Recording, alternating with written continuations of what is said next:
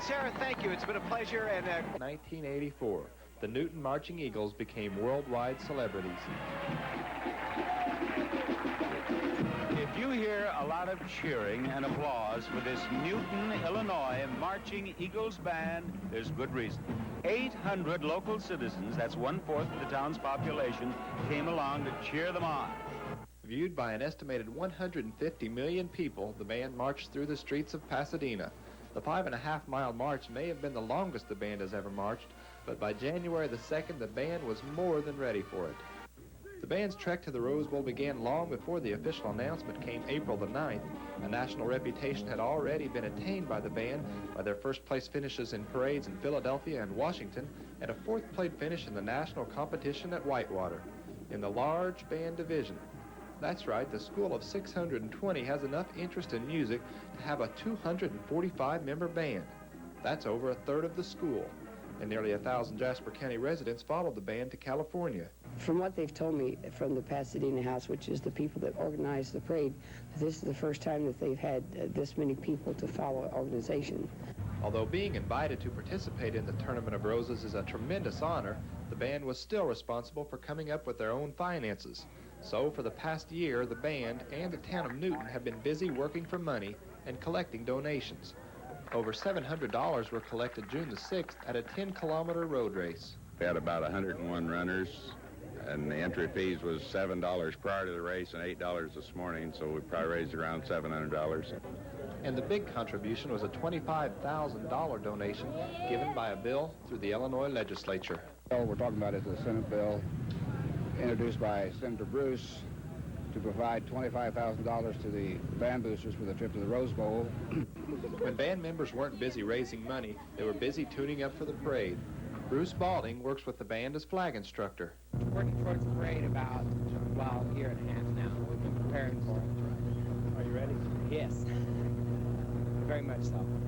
Balding spoke with us as he was preparing to load on one of 6 chartered buses that were accompanying the 7 school buses loaded with band members.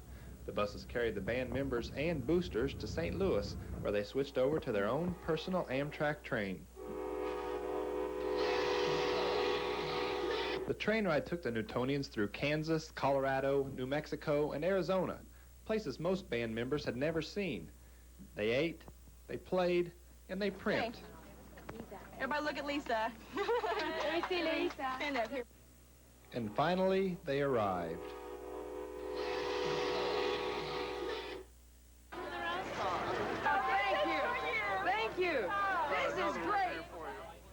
Along with days in Hollywood and Knott's Berry Farm, the band spent a day at Disneyland, enjoying the park and tuning up for the Rose Parade.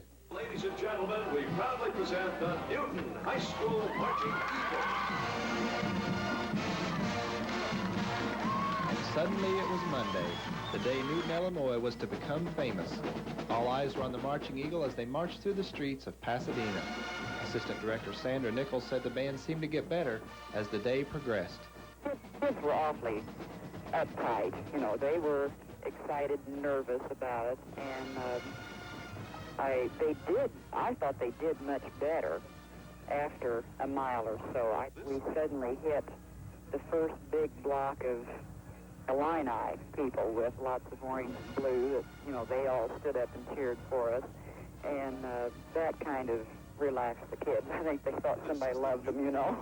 And just so the band knows that everyone back home loves them, this welcome home celebration was planned. Hundreds of people lined the streets of Newton for hours, waiting for the celebrities to arrive home. Everyone then filed back into the gym, where videotapes of the band marching in Pasadena were shown to a delighted crowd.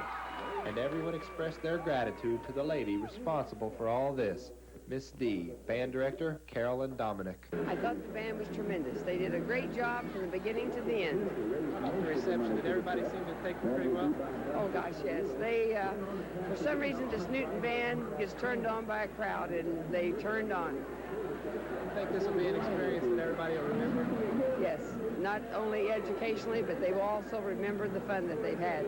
30 years from now, when they watch the Rose Bowl parade, that they will be telling their grandchildren, in 1984, I was a part of that parade, and that it was the most exciting experience of my life. and probably the most exciting experience in the history of Newton, Illinois. Rod Andrews, News Center 10.